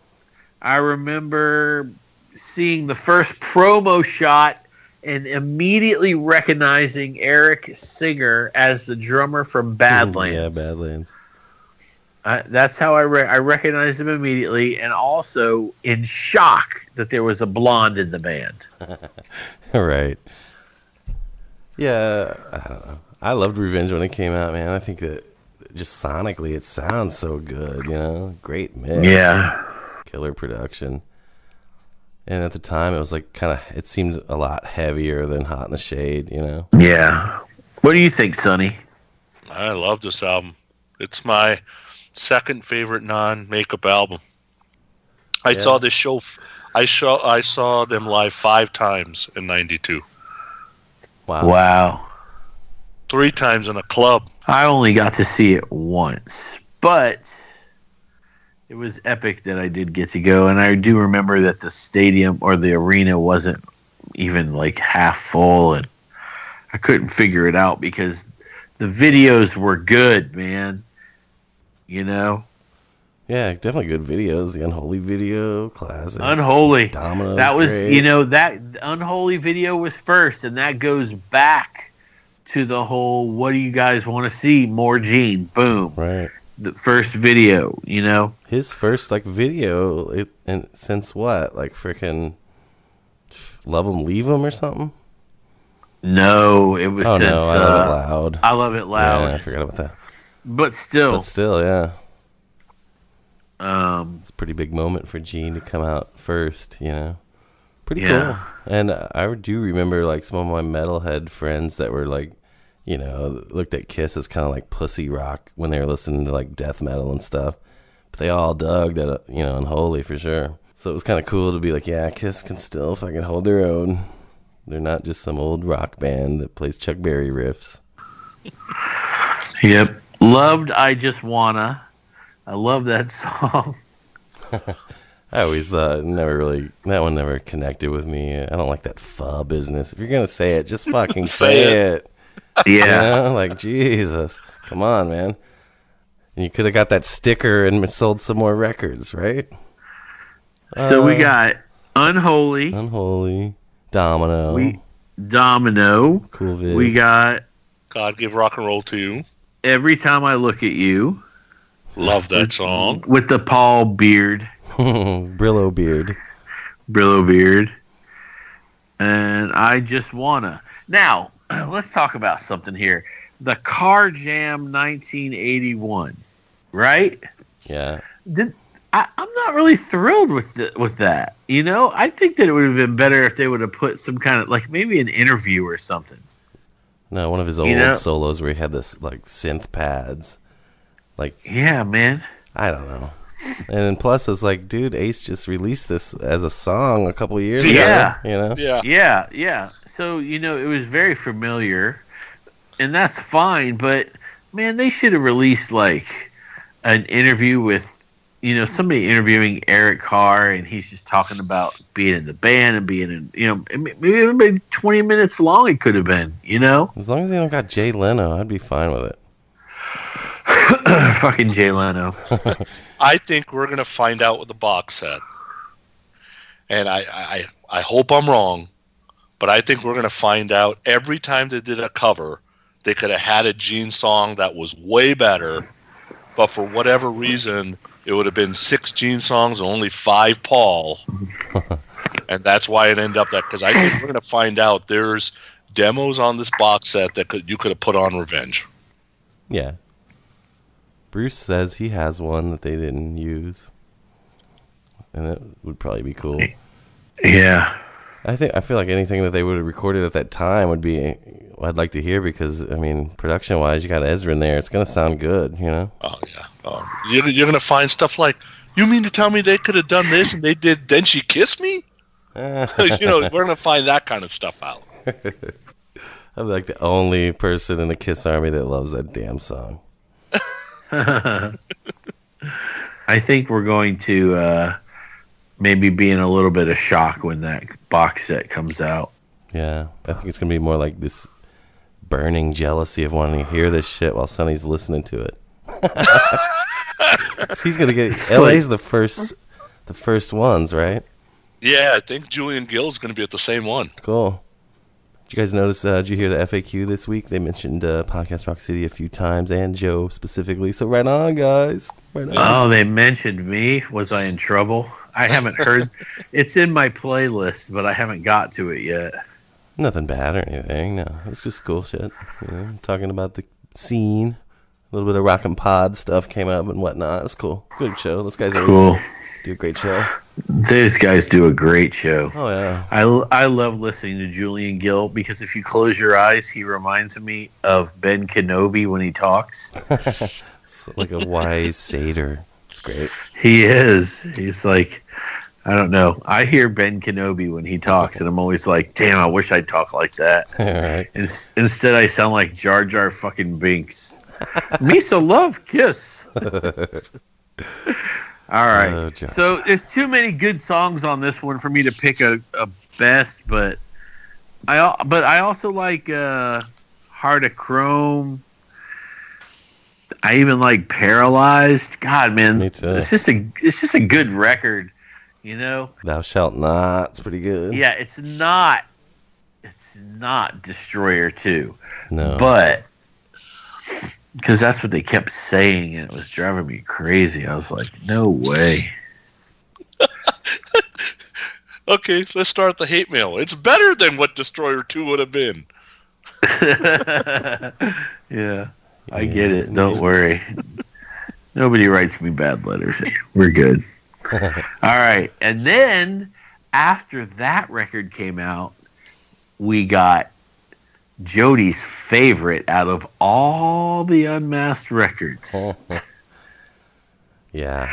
Can we even count this as the Unmasked era since it came out? When did it come out? Came out after. Yeah, but it's still there's no makeup on the cover, so and Kiss Alive 3 we don't really need to talk about. It was good. It sounded good for me, but my problem, there was a few things like I never even noticed until Jody said something that they don't start off with "You wanted the best, you got the best."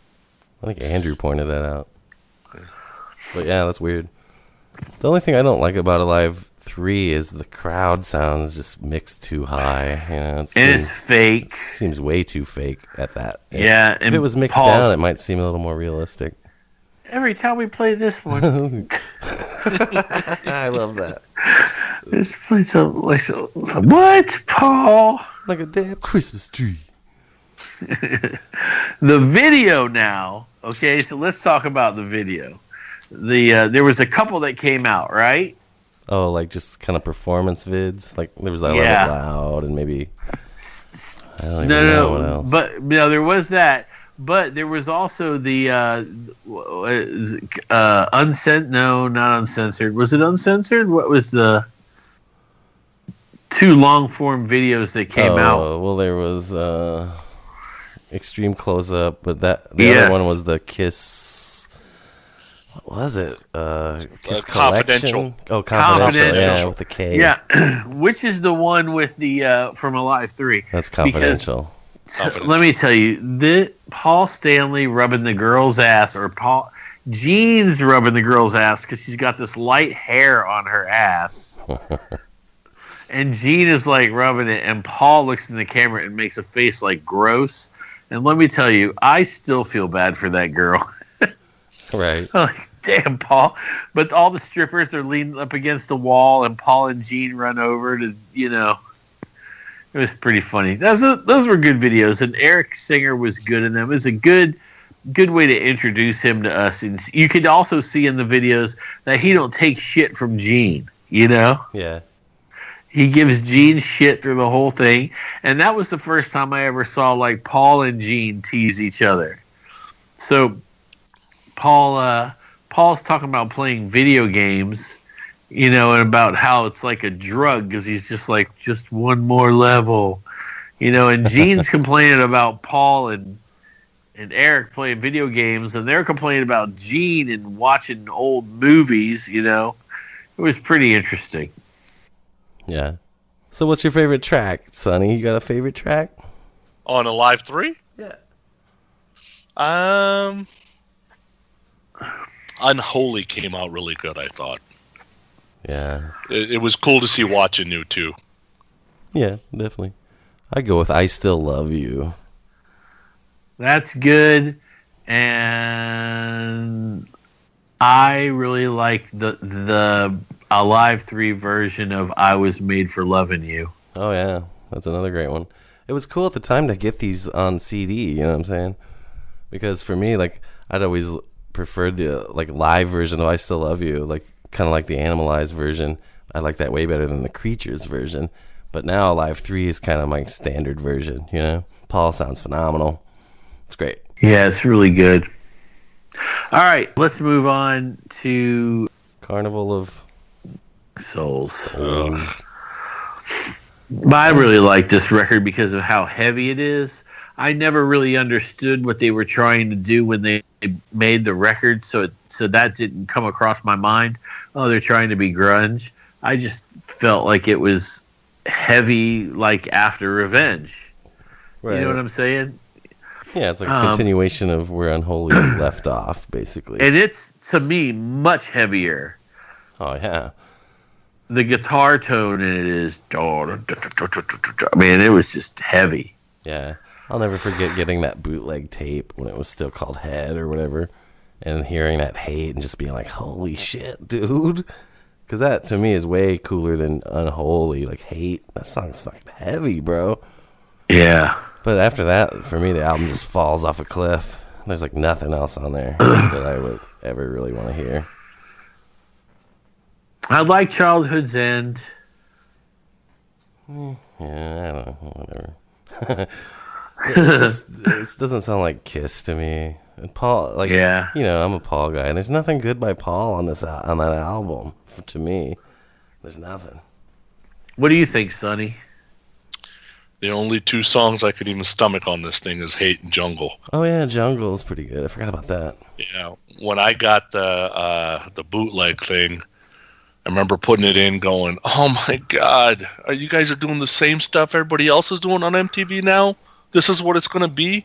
Like, I was counting on them to be who they are no matter if grunge was happening or not, and I guess my expectations were too high. Damn. I was disappointed immediately, and I listened to it front to back for a couple of, whether it's for a podcast or whatever, just painful. Just unbelievably painful. Yeah. I feel the same way. So if I had to pick one, I'd go with Hate. What about you guys? Yeah, I would go with Hate. I like the whole album. I'm on record. I can't back off now. But Hate is really good. You can back off. You could just say, you know what? All the times I've talked about Carnival of Souls, I've been wrong. No. And I would like to now confess that I was wrong the entire time. Sonny still hasn't figured out that I'm never wrong. I don't know what the problem is. Okay. I even battled with you this week with some listener who I'm not going to mention his name. said that you had the best set out of the three of us. Yeah, maybe. You even like rubbed my nose in it a little bit, which was awesome. And I mentioned, I was like, and I'm still he who must not be named. Must have been drunk or something to say that. And he was like, I wasn't drunk.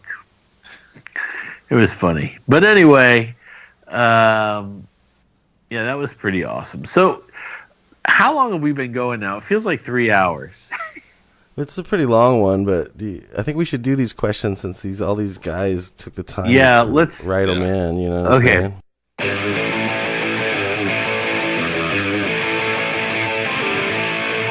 Podcast Rock City Questions of the Week.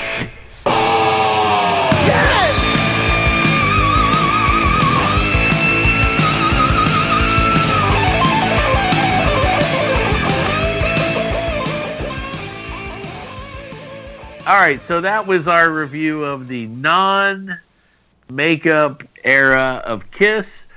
All in all, you know, it was definitely it's fun, right? Wouldn't you say it was fun, the non-makeup era? Yeah, man, that was my era, dude. That's, you know. Yeah. So, okay, so you guys sent in questions for us, and you can do that anytime. PodcastRockCity1@gmail.com. And Jody and Sonny, I think you guys both do it on Sunday afternoon / Sunday evening. We'll post something on Facebook that says, if you want to hear our opinion on something, send us messages. And see, how many did we get this week? We got a few. We got a few. Some good ones, though. These guys always come through, man. You want to go first, Sonny? Sure. If you could do a podcast, Andrew Kiss, our buddy. Oh, yeah. Yeah. Andrew. Podcast on any other band, who would you pick? The Go-Go's. Yeah? No, I'm kidding. They don't have enough material, but they are pretty interesting. I would say the Ramones or the Beatles. I would say Metallica or maybe Spice Motley Girls. Crue. Spice Girls. Ooh, Spice Girls. Spice I could do it. Girls. Spice Girls. I would just be like posh, posh, posh, posh, posh, posh, posh. I got 3. Maiden, Hall & Oates, or Prince. Prince would be the shit. Ooh, a Prince one would be good, but I would sound stupid, so I'm not doing that one. All right, what's the deal with? Okay, Hall & Oates. This is going to come up. So, you're a huge Hall & Oates fan? Love Hall & Oates. I mean, who doesn't love Hall & Oates? But that's really interesting. Yeah. We learn something new about Sonny every week. Yeah. Joseph Ciambelli, what's your favorite personal Kiss moment from the 80s, 90s, 2000s, and the 2010s? It says 2010s. Well, let's start with That's the a 80s. lot. That's probably an episode, isn't it? Yeah. If we rapid fire, I could rapid fire. 80s for me was Crazy Nights tour, my first show. 90s, Reunion, first time. 2000s. Fuck, maybe I can't rifle them off. But for the modern ones, my most recent and fun thing, Kiss related, was probably Rockin' Pod, dude.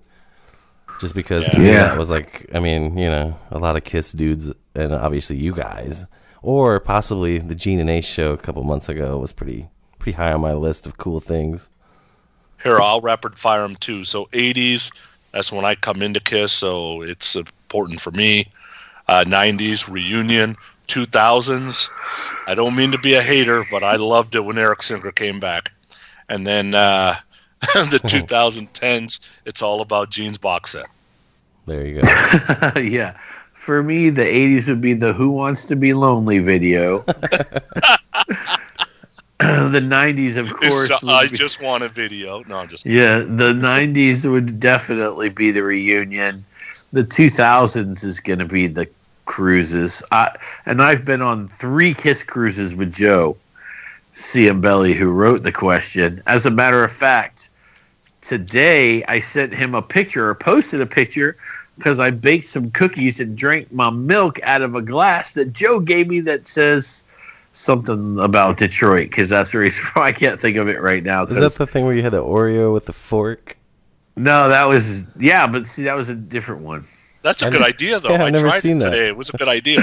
Yeah, somebody posted that a while back. This is how you're supposed to. It was life hacks or something. Eating an Oreo with a fork, where you stick it in the middle into the center and dunk your cookie that way. Yeah, it works amazingly. Yeah, better with double stuff. I tried it today. Oh. That's awesome.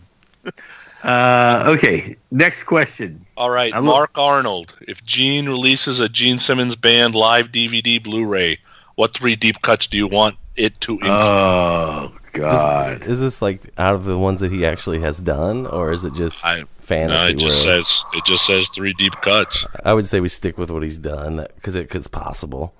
And I would probably say the coolest ones that I saw were Got Love for Sale, Charisma was obviously awesome, and I really liked seeing Domino again. That was cool. He did something off of Carnival of Souls, didn't he?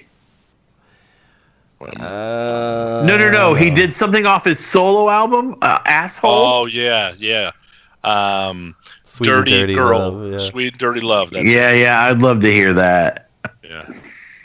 Yeah, I had 3 that he hasn't done yet. Not for the Innocent, Two-Timer, Naked City. Yeah, Naked City, yeah. I mean, that's all good stuff. Obviously. Next question.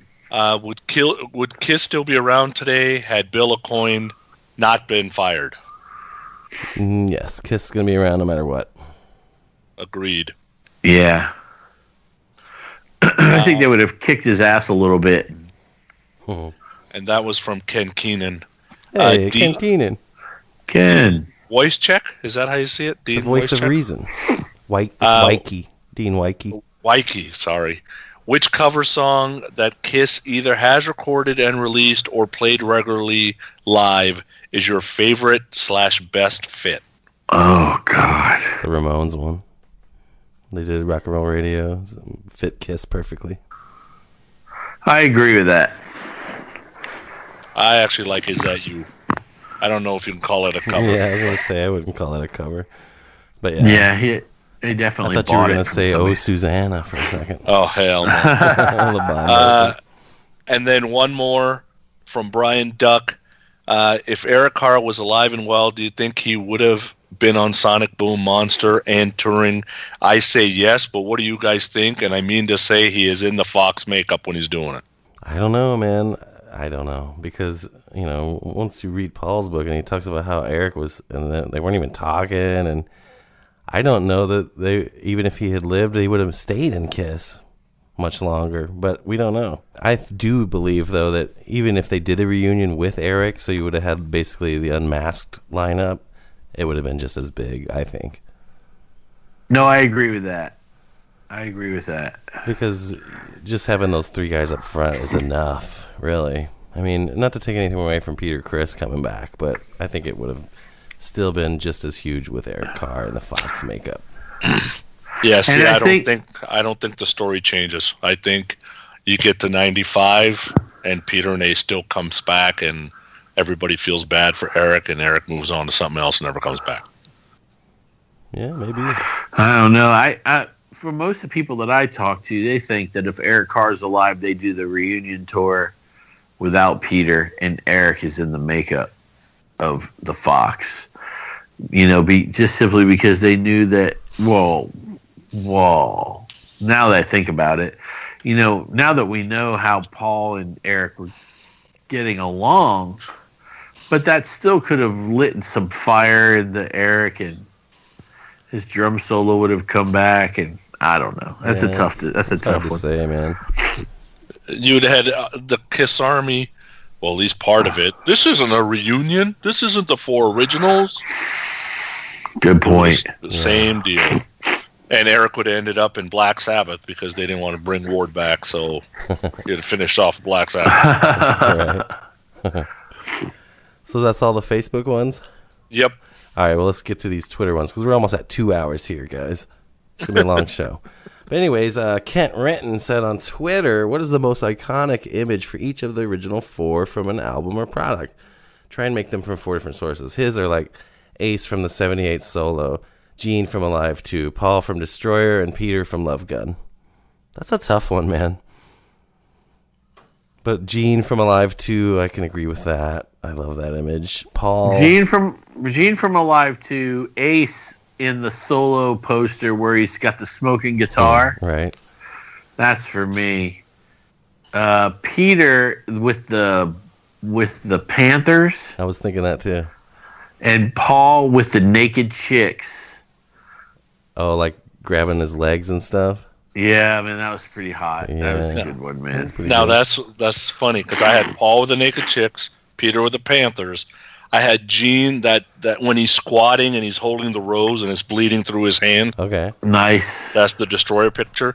And I had Ace, this is a deep cut one, on the Japanese version of the Elder when he's pointing his finger and there's like laser coming out of it. Okay. Well, that's the Ace one that I super like. Cool. What were yours, Jody? I interrupted you. I'm sorry. Gene Live 2, Ace, probably. I would probably pick maybe. I like how Ace looks on the cover of Hotter Than Hell. I like that outfit. Yeah. That's a good one. Peter, probably the Panther session, and Paul. I like that session where Paul's kind of sitting on that throne. It looks probably 78, maybe 77. But yeah, with that jacket that's got the stars down the sleeves. Yeah, I like that. And the white wiener bulging pants. I like to see a nice bulge. Next question. Why do I say these things on the show? I'm just gonna have to edit it out. No. Okay, sorry about that. Okay. So Save Rock and Metal says... Hey, what are you talking about editing shit out? Last week I was talking about servicing Matt Porter. I got that text after I had already finished the episode. I was like, that's fuck. okay. It doesn't matter. Sorry, buddy. I'm sure he got a kick out of that. He did. He sent me a message and told me he loves us. Well, you never know what could happen in Atlanta. That's all I'm going to say. Yes, for sure. I've got my chapstick. Late Joe. Late Joe. All right, so Save Rock or Metal asks, what is the best song on Gene Simmons' Asshole record? For me, it's the one that's like, Now That You're Gone. I don't even know what it's called. The whole called. album is awesome. Enough said. That's my favorite too, Now That You're Gone. The song's great. Yeah. And I think if like any R&B person did that, it'd be a massive hit. It's a beautiful song. It's a great album. The people are pissed off because it doesn't sound like Kiss. It's very good. It's very, very good. I play tons of songs from it every Wednesday night on. Yeah. Just saying. I'm plugging. Anyway. All right. Now let me tell you, I did hear that apparently he's released like a bunch of stuff of his writing sessions with Bob Dylan in the box set. So look for that. Yep. Yeah. He's really proud of that. I'm not into Dylan. I think he's one of the most overrated musicians that's ever lived. But anyhow, Daryl Alber, HK Collectibles, writes, if The Elder had been done in 76 and not 81, would it have been more accepted than in the more experimental mid-70s era of music? I would say Kiss would have been dead in the fucking water if they'd released that. Dead in the water. After Alive, they come out with The Elder, they're done. They're done. They would have been done. There's no way. Yeah, that's how I think. I mean, yeah, people were more open to things, but they weren't even open to Destroyer after Alive. You know what I'm saying? Yeah. So, yeah. Yeah, that'd be a tough one. Let me see who else we got here. Our old buddy Joel Habensberger says, what's your favorite bootleg era? As in, which tour do you prefer to hear bootlegs from? Your least fave. I am always... favorite shit's always as early as I can find, and the least favorite's probably like you're not gonna hear me listening to a bootleg from like anything in the 2000s. You know what I'm saying? Right. Yeah. What about you guys? It would be the same for me. Although I really love the Love Gun era, the Summit, stuff like that's really good. But I won't. Bootlegs of the right. Yeah. Sonic Bootlegs Boom. of 77 to 80. Anything from 77 to 80 is good with me. Right. Yeah. What's your least fave, son? E. I most likely could not handle anything from like the last 7 or 8 years Right. Like, first of all, we don't need it on bootleg. It's on YouTube. Exactly. Right. Yeah. And I don't want to. I want to really see the Mark St. John 1 or 2 shows that are out there somewhere. Good Lord, that would be amazing. Somebody out there, you guys got them. Either you have them on recording or you have them on video. Hook us up. Yeah. We know you got them. And we won't be able to get them at the expo because bootlegs are not allowed to be sold. Next question. Next question comes from our brother Eric Valentine, all the way from New York, Rock City. He says, any word about a 2018 tour? I will say that I know that from listening to all the shit Joe sent me after the cruise that Paul said he's thinking of a 2018 tour. Gene said he's taking the year off, and Paul said Gene's not taking the year off. Right. Gene just added dates to his Vault experience. Really? Yeah, Nashville, Memphis, Cleveland. There's a date in Norway, Charlotte, North Carolina. Wow. I guess we'll see who's right. I usually tend to believe what Paul says more than what Gene has to say, but we'll see. We'll see. We still, yeah. I would love to have just a regular North American tour. I haven't seen Kiss live since freaking Def Leppard tour. That was like 3 years ago. That was the last time I saw him live. That's ridiculous. Come on, man. Yeah, that's ridiculous. I mean, I could have, I guess, traveled to one of those secondary markets, but, just come to St. Louis again, dude. In Atlanta. Get on the Kiss wherever the hell Sonny's dude. At. Get on the cruise, man. Yeah. All right. Okay, Question. So next, Nighthawk says, if Kiss ever decided to hang it up and use tribute band members, who would be the best ones of the tribute bands you've seen to replace? Oh my God, guys! Just Mr. Speed.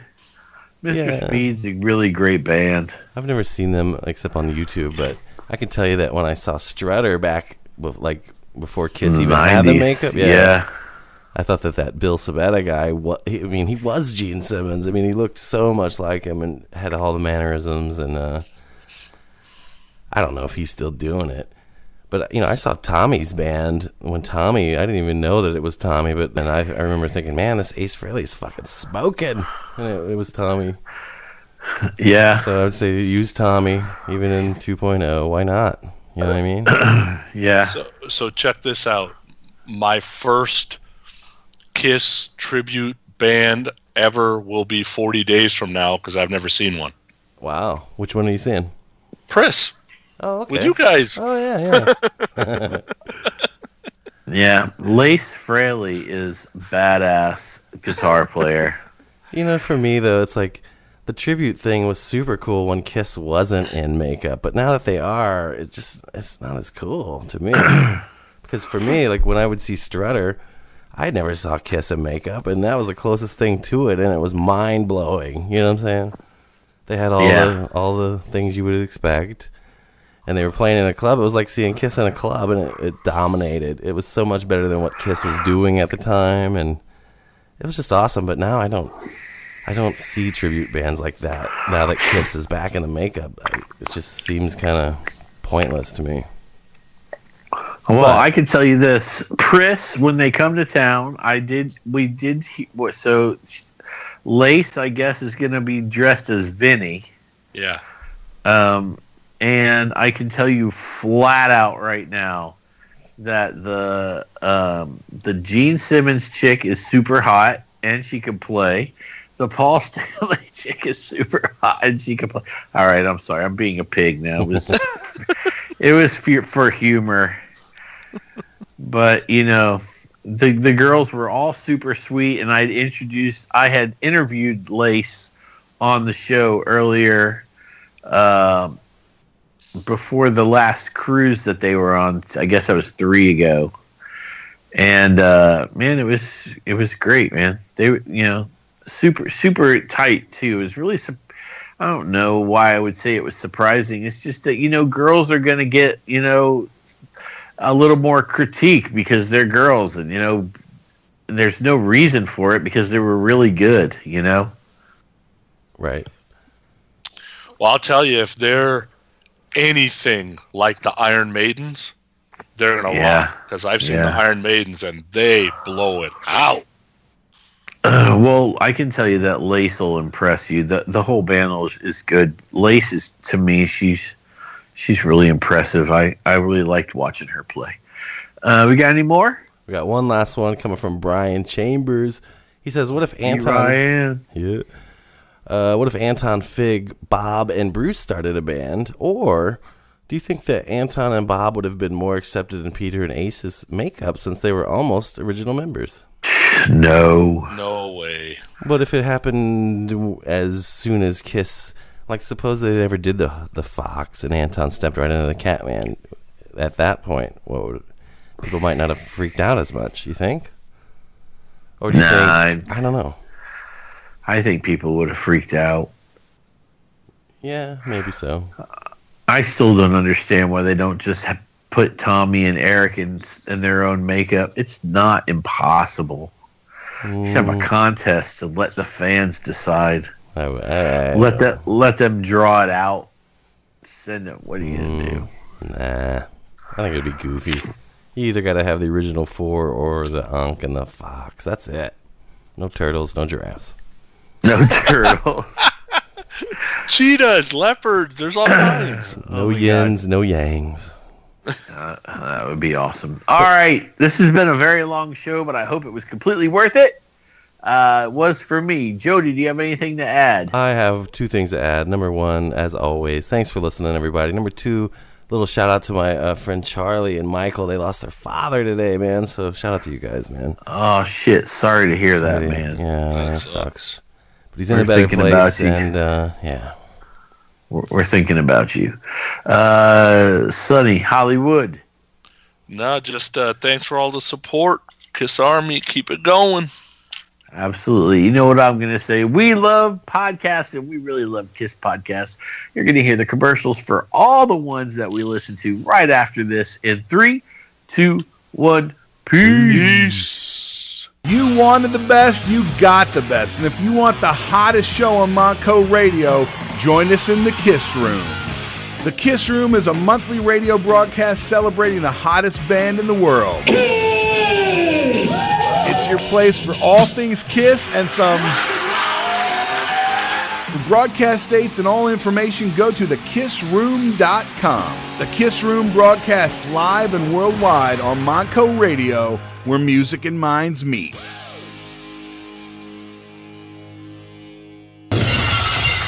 History Science Theater, the most civilized. Yeah.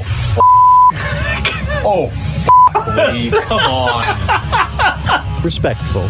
Just imagine Gene with like a washed-up bass. Boom, boom, boom, boom, boom, boom, boom. And serious. No, wait. Excuse me, Bob. You're gonna come over and do my album. Kiss podcast on the web. History Science Theater. We bust balls because we care. Hey everybody, I'm Aaron. And I'm Chris. And we're from the Decibel Geek Podcast. And if you love this...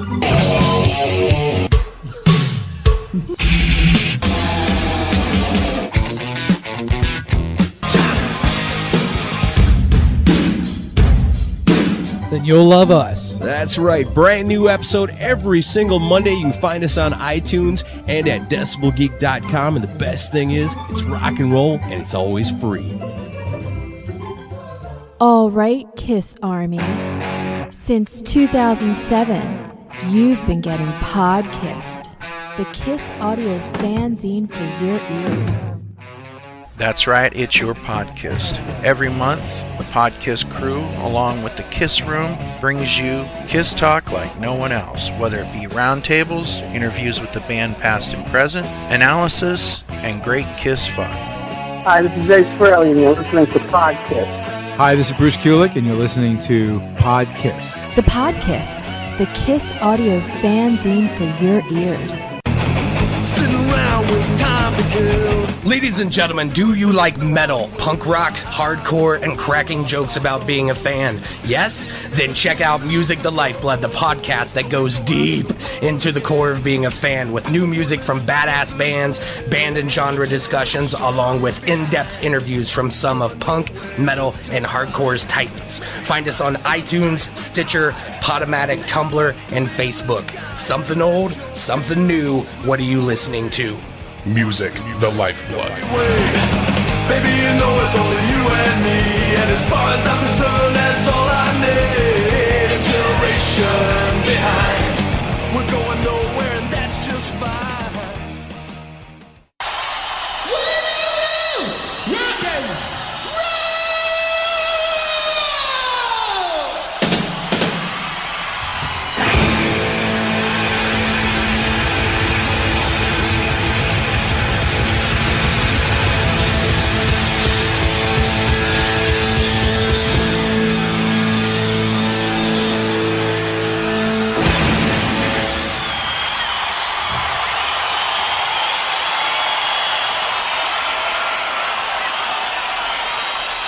I'm afraid I've given you all the time I can spare at the moment, my dear. You'll have to come back. Thank you, and goodbye.